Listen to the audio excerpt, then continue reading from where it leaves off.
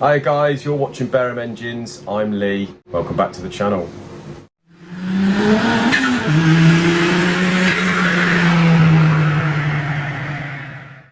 Right guys, very quick rundown as to what I've done today. So this Cosworth block's finished. You can see the machine in there done for the BMW oil squirters. Also we've done 6 long studs and just give the face a sort of 2 thou lick over there. That's all it took on that one. So that block's all clean and ready to go. We've got the ARP main stud and nut kit, and this has also been lined, honed and bored. So that one is all ready for the customer to take. We've got the ductile iron liners here for Dave Pritchard at DP Motorsport. These are the ductile iron ones and not the normal cast iron. So we're just finishing this first bore machining, and then we're just about to do the flange on that, and we've got to do the rest of them. We can get those things in.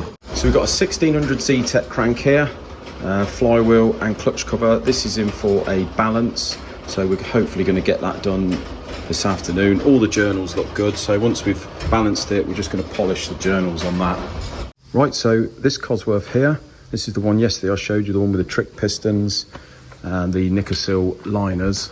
You can see over here I've let Isaac just give this a thorough clean, so that's really clean now. Blew out all the oilways, and the only thing we haven't got for this is the jets. It looks like it uses, we didn't do this machining, but it looks like it uses the WRC jets, so I think he's going to get them and install them himself. But what we're going to do is going to get Isaac to put the main bearings in, get the crank in and torqued up, and then we're going to dummy a rod and a piston down.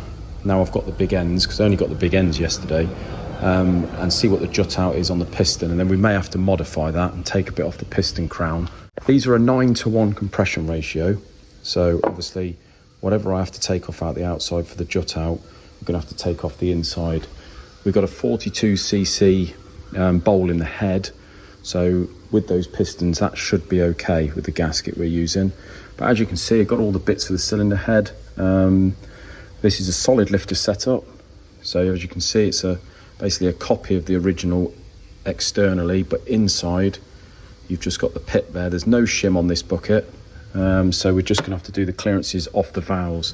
Now I notice when I said about doing the clearances and what have you beforehand and doing it off the valves, you guys said, oh god no, I'd do it off the shims. But bear in mind, these are a one-off. They don't normally do the solid lifter in the Cosworth, so it's an aftermarket piece. They only do one thickness, so we have got to go off the valve. So basically to close up the clearance, we're going to have to take it off the valve face, providing that we have only got to go 2 or 3 thou or off the seat, and to open it up we just take it off the valve stem. So that's what we're going to have to do on this, but it shouldn't be too far out. We'll measure them all first off anyway. So basically, yeah, these buckets are just a direct replacement, so you haven't got to do any modding to the head. They just go straight in the housings. You haven't even got to block up the oilway. The oilway will just in effect act as a bit of a lubrication for the buckets really. So yeah, that's it. We've got a BD14 exhaust cam, BD16 inlet, but this is a solid lifter grind on this, so they're not quite the same as the hydraulics.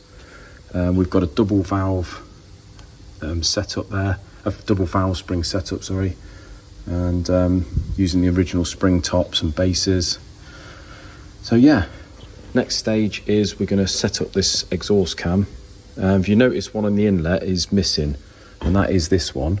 Now for some reason, don't ask me why, but I've measured it and it's 3 thou bigger than the external on the others, which is a bit weird, but they're just going to send me another one in the post. So yeah, I'll send that one back and they can have a little investigation as to what's happened there. A bit weird. Right guys, just take a few minutes of your time here just to firstly just want to answer a few questions on the comments that I had on the last video. I'm going to try and do that from time to time, just to let you know really that we do read through the comments, or as many as we can, but we just simply can't reply to all of them because we'd be there forever basically. There's a few comments that we seem to pop up periodically, the same sort of ones, so just sort of chuck some answers in there. And one of them is to do with the cleanliness of the workshop. We've had this one before, we've discussed it. Obviously, like I may have said to you before, the amount of work that's came from like the YouTube channel and maybe because of COVID and whatever other reasons, it's sort of been sprung on us really. So the way we work and the way we're having to work at the minute is quite different to, even 6 months ago or a year ago. So what we're doing at the minute, we try and keep it as clean as we can. On camera, it does look filthy because everything's sort of oil stained and that, but we can assure you that any building of any engines, the area is very clean. We are thorough with the cleanliness of the engine building. It's just that the surfaces, are not sparklingly white at the moment. We are actually in the process of getting some nice stainless steel tops made for the benches where we strip down and put parts and what have you. But everything's taking time at the moment. So our plan is in the future, we're going to give it another sort of 6 months. If the work does seem to come in as it has been, and we are as busy as we have been, we are going to sort of sit down and have a discussion as to where we're going to go with the workshop. So we've almost outgrown it really. So I did leave a message with the landlady yesterday to have a little discussion, see if they've got anything a little bit bigger. What I'd quite like to do is have quite a big workshop with 2 or 3 ramps, obviously because we're getting a lot of inquiries now for cars to have the engines took out of. We're having to sub them out, so if we could do 1 or 2 in-house. We'd like to obviously have a machine shop, and we'd like to have a nice real clean area for building, and also like an area for doing our cleaning, because at the moment, as many of you see, we do most of our cleaning outside there, so it's not ideal, especially in the winter. It's a work in progress, guys, so do bear with us on that. While you're here, if you notice, guys, got the new clothing, so we're going to be selling a little bit of merch. Don't know whether you'd be interested. We've got it printed on the back there. We've got t-shirts, we've got hoodies. So we've got it on the front and on the backs, embroidered on the hoodies, printed on the t-shirts. So if any of you guys are interested in that, just throw me an email and we'll send one out to you. Second subject is people's obsession with power on these engines that they're sending in, especially on the motorsport side of it, and we're tending to get it more on the classic stuff now. They're obsessed with power figures. Surprisingly, no one really goes on about torque at all, whereas torque is the drivability of the car really. It's probably 90% of what's important from the drivability of the car. Bear in mind, a lot of these cars are not used for motorsport fully. A lot of them are road cars, even the ones with putting hot cams and pistons and rods in and what have you. So yeah, it really surprises us that they're not that interested in drivability. It's all power figures. But our feeling is, that's why whenever someone comes to us, say for instance the Cosworths, they've all got 500 horsepower in their head. There seems to be this thing with the Cosies, and mainly the sort of 2 litres.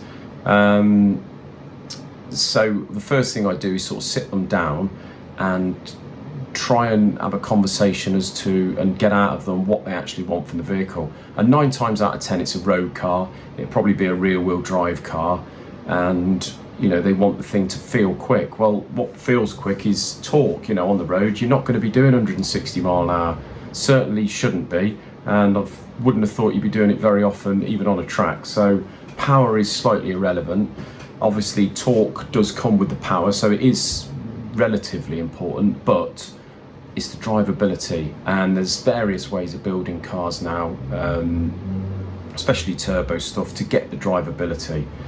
And the reason I've sort of brought this topic up is because I've been getting loads of phone calls lately about people's obsession with power on engines that have been done by us, by other people, and engines that haven't been done yet.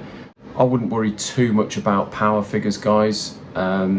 If you are thinking of having an engine done and you want to give us a ring and have a chat about it, by all means. But we normally find, yes, power will come sometimes with what you want, but what you actually want is far different from the actual power figure that you're expecting.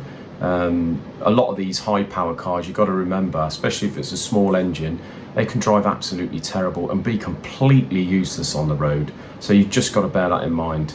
But yeah, by all means, give us a ring, guys. We can have a chat about it. As you can see here, guys, with the outgoing shelf and the incoming shelf, it might not look it to you, but we've got some sort of organisation going here, and everything's pretty much up to date. So this is the stuff on the shelf that is a work in progress, or what we haven't started, and all this stuff here is all done. So the owner of that Cosworth there is the owner of this stuff here. So that will all be going back on a pallet to him up to Scotland. That block over there is a block that we've bored and faced for him. That was his old 205 block, and we may have a buyer for that. But if not, if any of you guys are interested in a worked 205 block, it's there for sale for you. Really good block. All this stuff here is the 1800 20 valve stuff, and the one that we had to fit the uprated mains cradle and that on. We've had to balance the crank and polish that. We balance all the new, this is done with a twin plate clutch, and we've gone through the cylinder head, put all the Supertech valves and springs and what have you in there, so that's all ready. He's going to pick that up this week. The VR6, got to get that on a pallet, and he's going to be having that at the end of this month. So yeah, pretty much caught up, guys, with this lot.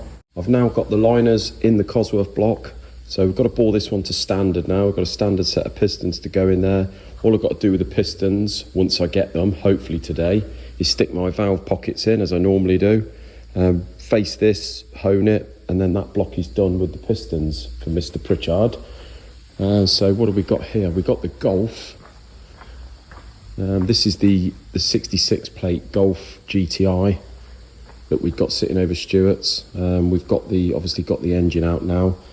Clover Cars have took the engine out for us because Stuart just hadn't got the time, and the guy's in a bit of a hurry for it, so they took the engine out, fortunately, and thank you very much, guys. They've took all the bits off for us, so we're left with just the basic engine, which makes our life a lot easier. Just wanted to sort of have a look at the timing, and yeah, it looks pretty much, it's basically the same as like the Golf R, and we did one of those recently. So it's all colour linked chains, line up with all the sort of dots on the pulleys, you see, like that. So when you put it back together, yeah, they just all sort of line up. It's all self-explanatory, really. The only thing we have noticed on first inspection, not even sure exactly what's happened to this yet, whether it's a blown piston or it's done a crank, but it's had a knocking noise. So they drained the oil and seen a load of metal in the oil.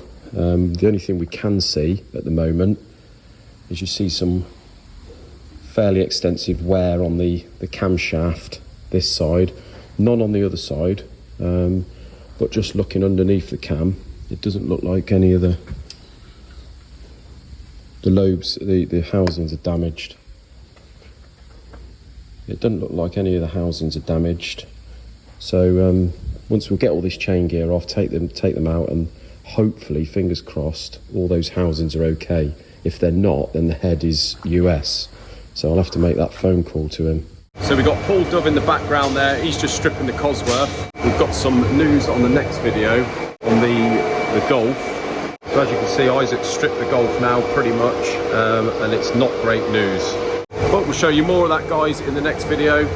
But until then, like, subscribe, comment down below, and we'll see you in another one. Cheers, guys.